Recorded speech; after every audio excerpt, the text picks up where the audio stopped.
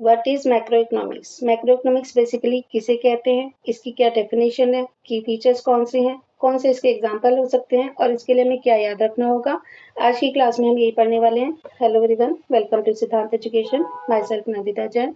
इस video lecture से हम स्टार्ट करने हैं क्लास 12 के सब्जेक्ट मैक्रो इकोनॉमिक्स को, और आज हम पढ़ेंगे chapter 1 circular flow of income का question number 1, what is macroeconomics. तो इस पूरे चैप्टर में हम क्या कौन कौन से टॉपिक पढ़ने वाले हैं, इसकी एक हमने सेपरेट वीडियो बनाई हुई है, अगर आपने नहीं देखी है तो आप इसे देख सकते हैं। तो आज का टॉपिक रहेगा हमारा व्हाट इज मैक्रो इकोनॉमिक्स। इससे पहले हमें पता होना चाहिए कि माइक्रो इकोनॉमिक्स क्या है। 11th क्लास में आपने पूरी माइक्रो इकोनॉमिक्स की स्टडी की होगी, तो जिसमें हमने पढ़ा था कि माइक्रो इकोनॉमिक्स इंडिविजुअल की स्टडी करती है, जैसे कि इंडिविजुअल कंज्यूमर हो गया, इंडिविजुअल फर्म हो गई, individual market etcetera. But macro economics में इकोनॉमी को एज ए होल मान के स्टडी की जाती है कि पूरी इकोनॉमी एक है और उसके बारे में स्टडी की जाती है। तो अब इसकी डेफिनेशन देख लेते हैं। Macroeconomics is the branch of economics that studies the economy as a whole. It analyzes aggregate variables such as national income, general price level, employment, output, economic growth, etc. तो क्या कहा गया इसकी डेफिनेशन में कि मैक्रो इकोनॉमिक्स क्या है? एक ब्रांच है। किसकी ब्रांच है? इकोनॉमिक्स की। और क्या स्टडी करती है? ये मानती है कि इकोनॉमी एक है और उसके बारे में पूरी इकोनॉमी को एक मान के स्टडी की जाती है। ये एनालाइज करती है एग्रीगेट वेरिएबल्स की, यानी कि जैसे सारे जो हमारे उन सबको हम एग्रीगेट कर लें। जो हमारी फर्म्स थी उसको हम एग्रीगेट कर लें, ठीक है। जो हमारी मार्केट्स थी उन मार्केट को हम एग्रीगेट कर लें, सम कर लें, तो एग्रीगेट वेरिएबल हो जाएंगे, उनके बारे में स्टडी करती है। तो इंडिविजुअल इनकम की स्टडी करने की बजाय वो पूरी नेशनल इनकम की स्टडी करती है।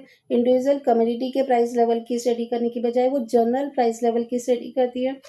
इंडिविजुअल एम्प्लॉय की स्टडी करने की बजाय वो पूरी एम्प्लॉयमेंट की स्टडी करती है कि पूरे देश में कितने लोगों को काम मिला हुआ है, कितने लोगों को रोजगार मिला हुआ है, कितनी एम्प्लॉयमेंट है, कितना हमारा आउटपुट यानी कि प्रोडक्शन है, इकोनॉमिक ग्रोथ कितनी है, ठीक है। तो अगर इकोनॉमी को एज ए होल मान के स्टडी किया जाता है और बड़े टॉपिक्स पे national income, general price level, employment, output, economic growth etcetera topic की स्टडी की जाती है, तो उसे कहा जाता है मैक्रो इकोनॉमिक्स। साथ ही ये स्टडी करती है क्या कि हाउ इकोनॉमिक्स फंक्शन, कि इकोनॉमी किस तरह से काम करती है, कैसे एज ए होल जो है, अगर पूरी इकोनॉमी एक मान ली जाए तो वो किस तरह से फंक्शन करेगी। और साथ ही हेल्प करती है पॉलिसीज को फॉर्मुलेट करने में, पॉलिसी को बनाने में, जो बेनिफिशियल होती है किसके लिए? इकोनॉमिक स्टेबिलिटी और ग्रोथ के लिए, ठीक है। तो इकोनॉमिक की स्थिरता के लिए, ग्रोथ के लिए जो बेनिफिशियल होती है उन पॉलिसीज को बनाती है। तो मैक्रो इकोनॉमिक्स का इकोनॉमी में बहुत ही ज़्यादा इम्पॉर्टेंट रोल होता है, ठीक है। तो इकोनॉमिक्स और इकोनॉमी में डिफरेंस होता है, ये आपको पता होगा। इकोनॉमी वो होती है जहाँ पे कोई ना सब हर कोई या किसी पूरी फैमिली में से कोई एक पर्सन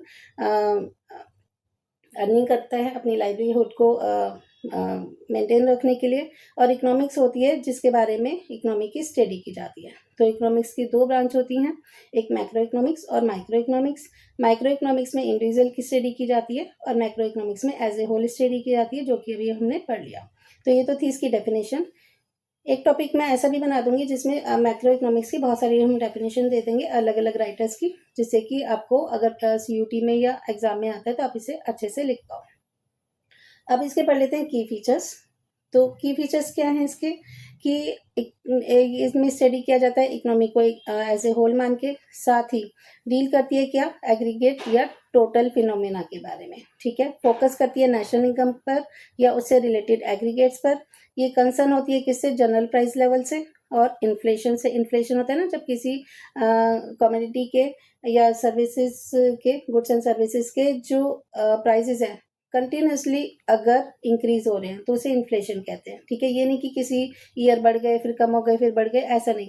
कंटिन्यूसली अगर किसी चीज़ के प्राइसेस इंक्रीज होते हैं ना तो उसे इन्फ्लेशन कहा जाता है, उसके बारे में स्टडी करती है।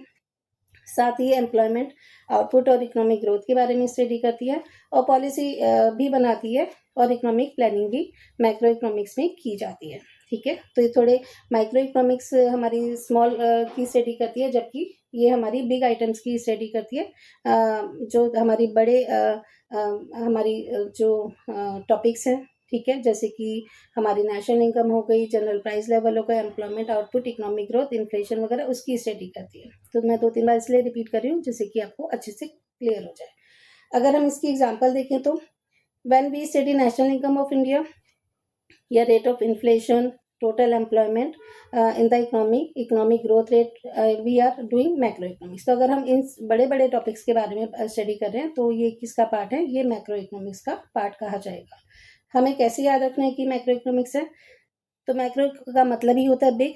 तो बिग टॉपिक्स के बारे में स्टडी करेगी और पूरी इकोनॉमी को ऐसे होल मान के स्टडी करेगी और एग्रीगेट वेरिएबल्स पर ये फोकस रखेगी। ठीक है, तो macro economics helps us understanding the big picture of the economy. Economy की बिग पिक्चर को ये समझने में हमारी हेल्प करती है। तो ये हमारा एक छोटा सा टॉपिक था मैक्रो इकोनॉमिक्स का। हम जो एनसीईआरटी के टॉपिक्स हैं वो सारे कवर करते हुए चलेंगे। बस हमने थोड़ा सा इसको और इंटरेस्टिंग बनाने की कोशिश की है कि एक तो कलरफुल नोट्स हो और साथ में एक एक टॉपिक को हम कवर करते